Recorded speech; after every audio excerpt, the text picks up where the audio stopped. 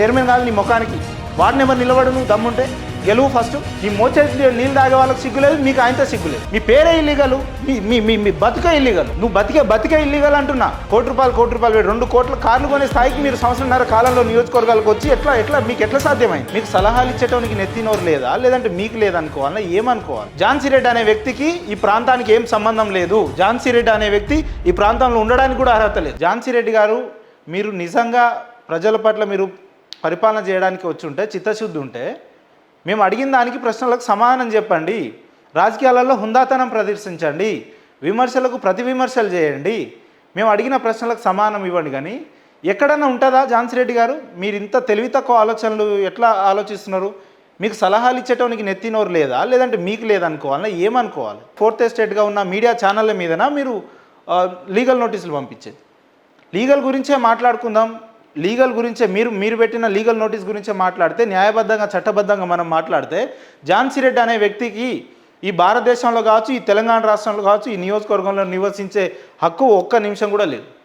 నీకు భారతదేశ పౌరసత్వమే లేదు లీగల్గా మాట్లాడితే, నీకు భారతదేశ ఆధార్ కార్డే లేదు లీగల్గా మాట్లాడితే, నీకు ఓటర్ కార్డే లేదు లీగల్గా మాట్లాడితే, నీకు పాన్ కార్డే లేదు లీగల్గా మాట్లాడితే, అసలు నువ్వు ఎక్కడ పుట్టినావు, ఎక్కడ పెరిగినావు, నీ దేశ స్థిరత్వం ఎక్కడ, నీ జీవన విధానం ఎక్కడ అనేది అక్కడ మాట్లాడండి. లీగల్ నోటీసు మా ఛానల్ కానీ మా యాజమాన్యానికి పంపడానికి ఝాన్సీ రెడ్డి గారికి ఉన్న అర్హత ఏందండి? ఆమె ఎవరు అసలు? ఇక్కడ రెసిడెన్షియల్ సంబంధించిన ఆమెనా? ఇక్కడ ఆధార్ కార్డు ఉందా, పాన్ కార్డు ఉందా, ఓటర్ కార్డు ఉందా? ఆమె ఎవరు? ఇక్కడ అఫీషియల్గా తను సైన్ చేస్తుందండి. ఇక్కడ ఝాన్సీ రెడ్డి గారి సంతకం పెట్టించి మా ఛానల్కి లీగల్ నోటీస్ పెడుతుంది. లీగల్గా మాట్లాడాలంటే ఈమెకే ఇక్కడ నివసించడానికి స్థానం లేదు. అటువంటి ఝాన్సీ రెడ్డి గారు మాకెట్లా లీగల్ నోటీస్ పంపుతారు? 4th ఎస్టేట్ ఉందా ఎక్కడన్నా? ఈ రాష్ట్రంలో, ఈ దేశంలో ఎక్కడన్నా చరిత్ర ఉందా? మీడియా ఛానళ్లకు లీగల్ నోటీస్ పంపిస్తారా? ప్రజా సమస్యల మీద, ప్రజలు పడుతున్న ఇబ్బందుల మీద, ప్రజలు ఆ బాధితులు స్వయంగా ఈ స్టూడియోకి వచ్చి ఝాన్సీ రెడ్డి గారి బాధల్ని, వాళ్ళ అరాచక పాలన గురించి చెప్పుకుంటే మా మీద లీగల్ నోటీస్ పెడతారు. ఇదెక్కడ పద్ధతి అండి? ఇదెక్కడ సంస్కారం? ఇదెక్కడ రాజకీయం? ఝాన్సీ రెడ్డి గారు ఏందట, మనం ఝాన్సీ రెడ్డికి ఆధార్ కార్డు ఎవరిచ్చారనేది మనం ఒక వీడియో చేసినాం.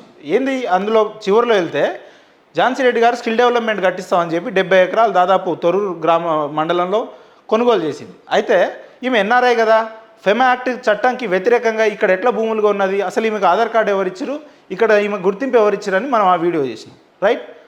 ఆ వీడియో అందులో తప్పేముందండి? ఇంకొకటి, ఏదైతే పాండురంగడ్ అనే వ్యక్తి స్వయంగా మా స్టూడియోకి వచ్చి 12 ఎకరాల కోసమే రవికిషోర్ నాపై దాడి చేసిండు, దయచేసి మీరు మీలాంటి జర్నలిస్టులు, మీలాంటి మీడియాలు మమ్మల్ని కాపాడండి, ఝాన్సీ బాధితులు మమ్మల్ని వేధిస్తున్నారని చెప్పి ఆ పాండురంగడ్ అనే బాధితుడు స్వయంగా ఇదే ఛానల్కి వచ్చి తన బాధని మొరబెట్టుకున్నాడు. దాన్ని మనం టెలికాస్ట్ చేసినాం. ఎందుకు నిజాలు చెప్తుంటే ఝాన్సీ రెడ్డి గారు తట్టుకోలేకపోతున్నారు? నిజాన్ని మేం ప్రసారం చేస్తే దానికి ఎందుకు అక్కసు వెళ్ళబుచ్చుకుంటున్నారు? ఎక్కడన్నా ఉందా అండి మీడియా ఛానళ్ళ మీద లీగల్ నోటీసులు అంట? ఈమెకు కనీసం నిజంగా ఒక మనిషికి మానవత్వం కానీ ఇంకేదన్నా ఉంటే నీళ్ళు లేని బావిలలో దూకి చచ్చిపోవాలి. ఝాన్సీ రెడ్డి గారు, మీరు పూర్తి స్వేచ్ఛావాయువులతో ఉన్నారు కదా. ఇప్పుడు లీగల్గా మీరు పెట్టిన లీగల్ నోటీస్ని బేస్ చేసుకొని మాట్లాడదామండి. ఇది అమెరికా కాదు ఝాన్సీ రెడ్డి గారు.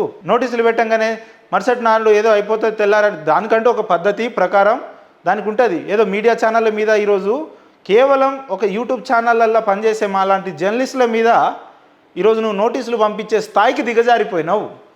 ఊర్లలో నవ్వుతున్నారు. మీకు అధికార దాహం ఎక్కువైంది, మీకు పదవి వ్యామోహం ఎక్కువైంది. ప్రశ్నించే వాళ్ళు చూస్తే మీరు తట్టుకోలేకపోతున్నారు. ప్రజల సమస్యలను మీరు పట్టించుకోలేకపోతున్నారు. ప్రజలు ఇబ్బందులు ఉంటే మీకు అవసరం లేదు. 15 నెలలైంది మీరు గెలిచి. ఏం చేసిరు పాలకుర్తి నియోజకవర్గానికి? మీ కుటుంబానికి, మీ అత్తకు, మీ కోడలకు మాత్రం తిరగడానికి మంచి మంచి కార్లు కొన్నారు, మీరు బంగ్లాలు కొన్నారు, భూములు కొన్నారు, ఆస్తులు కొన్నారు, స్థిరాస్తులు కొన్నారు. రైట్? మీరు అత్త కోడలు ఇద్దరు బాగుపడితే మా నియోజకవర్గ ప్రజలు, మా నియోజకవర్గ ఆడబిడ్డలు బాగుపడ్డట్టేనా? వచ్చిందా? మా నియోజకవర్గ మహిళలకు 2500 వితంతు పింఛన్ వచ్చిందా? తులం బంగారం వచ్చిందా? ఏం చేస్తున్నారు? మీ ఇద్దరికి అన్ని రకాల వసతులు ఉంటే సరిపోయిందా? కొన్నారు కదా నిన్ననే కోటి రూపాయలు 2 కోట్ల కార్లు కొనే స్థాయికి మీరు సంవత్సరంన్నర కాలంలో నియోజకవర్గాలకు వచ్చి మీకు ఎట్లా సాధ్యమైంది? లీగల్ విషయానికి వస్తే, ఇల్లీగల్ విషయానికి వస్తే ఝాన్సీ రెడ్డి అనే వ్యక్తి ఆ పాలకుర్తి ఎమ్మెల్యే క్యాంప్ ఆఫీస్లోనే ఉండొద్దు. మీరు ఇల్లీగల్గా ట్రెస్పాస్ కింద ఆ ఎమ్మెల్యే క్యాంప్ ఆఫీస్లో ఉంటారు. మీకు ఏం అధికారం ఉందని ఉంటురండి?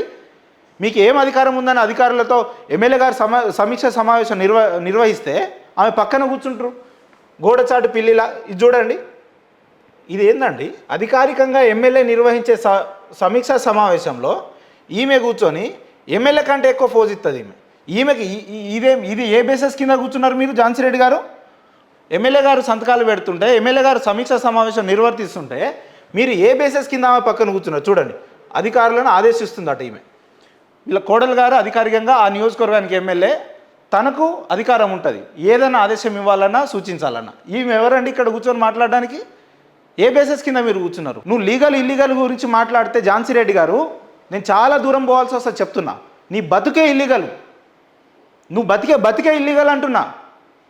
అమెరికాలో నీ పేరు ఇల్లీగల్, నీ పాస్పోర్ట్లో నీ పేరు ఇల్లీగల్, నీ జీవన విధానమే ఇల్లీగల్. చెప్పు, మీ తండ్రి గారి పేరేందో నువ్వు దమ్ముంటే నీకు చెప్పాలి. నువ్వు నీ పిట్ట బెదిరింపులకు, ఉడత ఊపులకు, తాటాకు చప్పులకు భయపడే బ్యాచ్ కాదు మేము ఇక్కడ. మీకు దమ్ముంటే రా, నువ్వు నియోజకవర్గాల్లో ఏం చేసినావో నేను వస్తా చర్చకు. ఎవడు మాట్లాడితే వాని మీద కేసులు పెడతాం కదా, ఎవడు మాట్లాడితే వాని మీద బెదిరిస్తాం కదా, దాడులు చేపిస్తాం కదా. ఇందుకోసమా మీరు నియోజకవర్గాలకు వచ్చింది? ఏముంది మీ పాస్పోర్ట్లో? ఏముంది?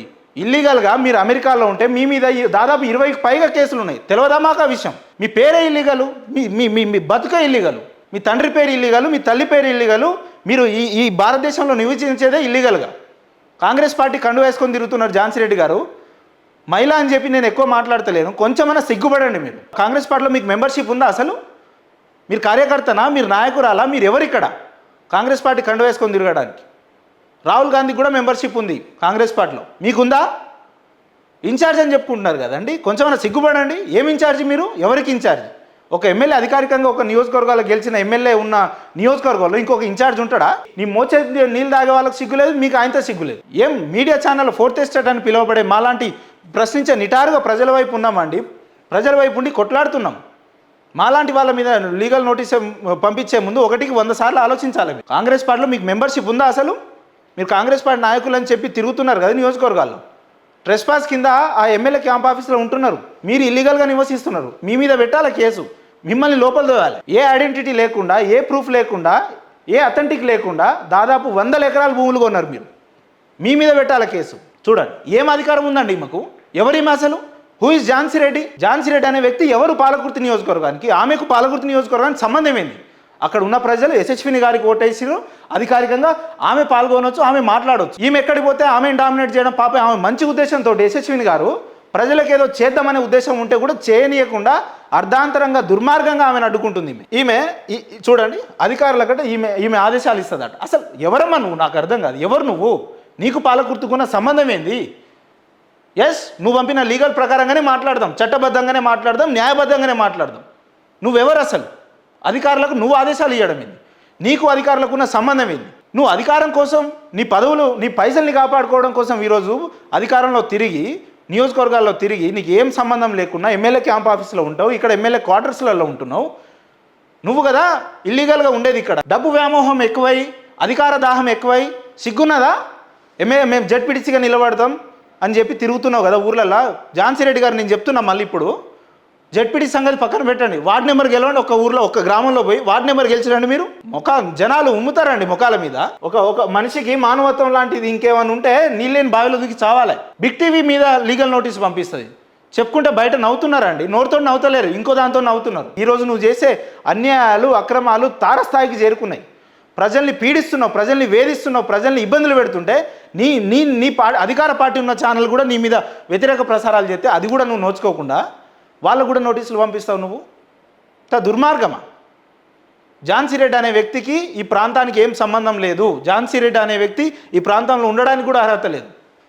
నీకు దమ్ముంటే నీ ఆధార్ కార్డు బయట పెట్టు. నేను ఇవాళ సవాల్ చేస్తున్నా నీకు. నీ దమ్ముంటే నీ రేషన్ కార్డు ఎక్కడుందో చెప్పు, నీ ఓటర్ కార్డు ఎక్కడుందో చెప్పు. ఏం లేకుండా ఇల్లీగల్గా నువ్వు మా ప్రాంతాలలో తిరుగుకుంటా, ఇల్లీగల్గా నువ్వు మా ప్రాంత అధికార కార్యాలయాలలో వండుకుంటా మాకు లీగల్ నోటీస్ పంపిస్తావా? నువ్వు ఏమనుకుంటారు మీరు? ఒకసారి 2 సార్లు మీకంత దమ్ముంటే, ప్రజలపై అంత బాగా చిత్తశుద్ధి ఉంటే పోయి మేము అడిగిన సమస్యలకు మరుసటి రోజు వెళ్ళి సమస్యను పరిష్కరించండి. ఎవడు అడిగితే ఎన్నిసార్లు? 1 సారి 2 సార్లు. ఎన్ని రకాలుగా వేధిస్తారు మమ్మల్ని? కేసు పెట్టించినావు, మీ మనుషులతో పెట్టి బెదిరించినావు, ఇంకో రకంగా ప్రయత్నం చేసినావు, ఇంకో రకంగా చేసినావు. ఈరోజు ఇంత దిగజారుతనం ఎందుకు ఝాన్సీ రెడ్డి గారు? ఈ రకమైన రాజకీయం మీకు ఎందుకు అవసరం ఏముంది? ఏ ఉద్దేశంతో నియోజకవర్గాల్లో వచ్చారు మీరు? ఇవాళ ఏం చేస్తున్నారు? తక్షణమే మీరు నియోజకవర్గం ఖాళీ చేసి వెళ్ళిపోవాలి ఝాన్సీ రెడ్డి గారు. మీకు అర్హత లేదు అక్కడ. ఎమ్మెల్యే క్యాంప్ ఆఫీస్లో మీకు నివసించే అర్హత లేదురా నాయన అంటే ఈమె పోయి అఫీషియల్గా ఎమ్మెల్యే గారు నిర్వహించే మీటింగ్ల మీద మాట్లాడుతుంది. ఏం ముఖం పోతున్నారండి?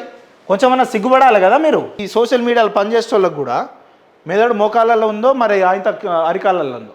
ఈమె ఎవరు రాబాయ్ ఎమ్మెల్యే అనడానికి?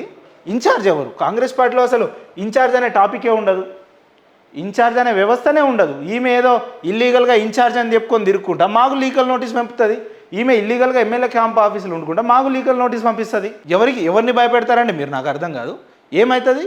ఒక్కసారిగా ఝాన్సీ రెడ్డి గారు ఇప్పుడు చెప్తున్నా, నా తల తెగి కింద పడ్డా కూడా మేము ప్రజల పక్షాన్నే ఉంటాం, ప్రజల వైపే ఉంటాం. మీరు పగటి కళలు మానుకోవాలి ఝాన్సీ రెడ్డి గారు. చాలా సీరియస్గా చెప్తున్నాం మేము. ఇవాళ రేపు స్థానిక సంస్థలలో నేను జెడ్పీటీసీ నిలబడి చైర్మన్ అయితే అని అంటున్నావుగా. చైర్మన్ కాదు నీ ముఖానికి, వార్డు నెంబర్ నిలబడు. నువ్వు దమ్ముంటే గెలువు ఫస్ట్. అని నీకు అఫీషియల్గా నీకు పార్టీలో మెంబర్షిప్ లేదు, ఇండియన్ సిటిజన్షిప్ లేదు. నువ్వు ఇల్లీగల్. ఝాన్సీ రెడ్డి అనే వ్యక్తే ఇల్లీగల్ ఇక్కడ. ఆమె వచ్చి ఏం మాట్లాడుతుందండి? మాకు లీగల్ నోటీస్ పంపిస్తుంది. మీకే కాదండి, ఉపేందర్ ఎటు పోతున్నాడు, ఏం చేస్తున్నాడు, ఎవరిని కలుస్తున్నాడు, ఇంటెలిజెన్స్ మీకు కాదు, మీకంటే ఎక్కువ మాకు కూడా ఉంటుంది. ఝాన్సీ రెడ్డి గారు ఏం జరుగుతుంది అంతర్గతంగా, ఏమేమి డిస్కషన్లు జరుగుతున్నాయో మాకు కూడా తెలుసు. చెప్పాలంటే 2 నిమిషాల పని మాకు.